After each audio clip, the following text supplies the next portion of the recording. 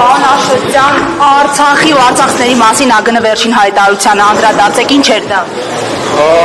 Արտգործնախարարություն կոչվող հիմնարկի, ինչպես անվանել էր այդ Դուքյանը ՀՀԿ գործադիր մարմնի հայտարարության մեջ,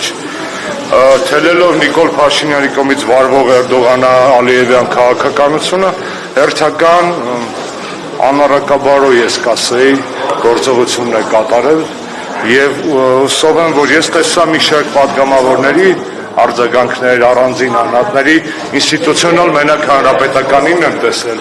ներողություն եմ խնդրում, եթե եղել եմ ես չեմ տեսել, բայց կարծում եմ սա այն հարցն է, որ նաև դրսում պետք է հնչեցնել, լսեցնել, որ Նիկոլը իր ԱԳՆ-ն չեն արտահայտում այն ժողովրդի կարծիքը եւ Հայաստանի Հանրապետության կարծիքը եւ շատ եմ կարեւորում, որպեսզի ավելի կազմակերպված լինի ընդդիմությունը, այս ՂԺԲԺ չլիներ, հաստատ ավելի կազմակերպված կլիներ, այս պայդրությամբ բացի ՀԿ-ից այլ հայտարարություն չեմ տեսել, խնդրում եմ անդիմադիր այս օրակարգը չկիսող, Նիկոլի օրակարգը չկիսող քաղաքական ուժերին անպայման ինստիտուցիոնալ հայտարարություններ անել, թարգմանել եւ սարքել դրանք հասանելի եւ դիվանագիտների եւ միջազգային հանրության այլ դերակատարների համար։ Ընդդիմության ՂԺԲԺ-ին անդրադարձեք, այդ պարակտումները ինչի հետևանք են, ինչպես կանխել։ Ես ուզում եմ ներողություն խնդրել նախ եւ առաջ մեր հասարակության այն մեծ առողջատվածից, որին տհաճ է հետևել ներընդդիմադիր այս գզվռտոցին, հավատացնում եմ իրենց մեզ էլ է շատ տհաճ, բայց երբ որ քեզ վրա հարձակվում են, պաշտպանվելը պարտականություն է, ոչ թե հաճույք, ես պատասխանատվությունից չեմ խուսափում որևէ տեսակի,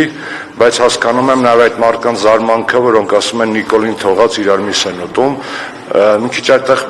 համարտեցում կա, մեր միսն են ուզում ուտել, մենք չենք թողում ընդամենը, հերիք է, բավ է, շատերը կերան, էլ ոչ մեկին մեր մսից չի ասնելու,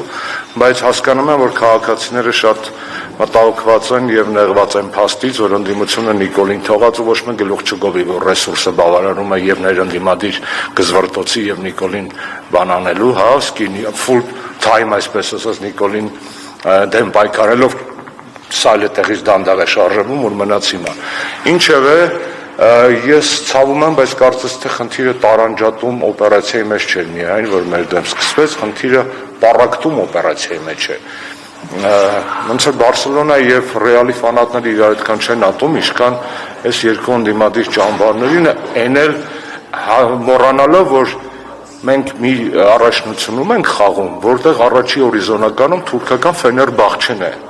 Եվ ինչքան էլ կլասիկոները պոպուլար լինեն, բայց դրանք չեն սվաղում են փաստը, որ առաջի տեղում այս պայդերությամբ թուրքական Ֆեներբախչեն է։ Միթե պետք չի ազգային հավաքականի մասին մտածել, չգիտեմ։ Արդյոք ակումբայինն է իրենց մաքսիմումը, մեր մաքսիմումը ակումբայինը չէ։ Պարոն Աշոտյան, թեև 3 անդրադարձակ, ամեն դեպքում Աջապահյանի անունն է շրջանառնած։ Ներողություն խնդրեցի հասարակության հատվածից, որին տհաճ էր այդ ամենին հետևելը, Սրբազանը կարծում եմ կամա եւ ակամա գիտակցաբար թե անգիտակցաբար հայտնվել է մեր դեմ սանձազդեցված քարոզչական պատերազմի առաջնագծում ոչ մեր մեղքով։ Պարոն Աշոտյան, եւ ասում են Ջենիֆեր Լոպեսն է գալիս։ Ես զարմանում եմ, գիտեք, ես իշխանության մոտ մի բան շատ ճիշտ է ստացել, շատ երկրի իրավիճակին համապատասխան դիպուկ երկիշներ հրավիրել։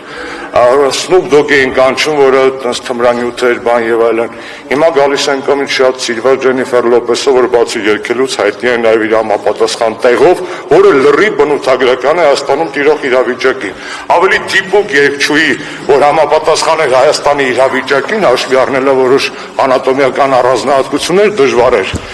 գտնել։ Մենք լրիվ Ջենիֆեր Լոպես վիճակի մեջ ենք։ Շնորհակալություն։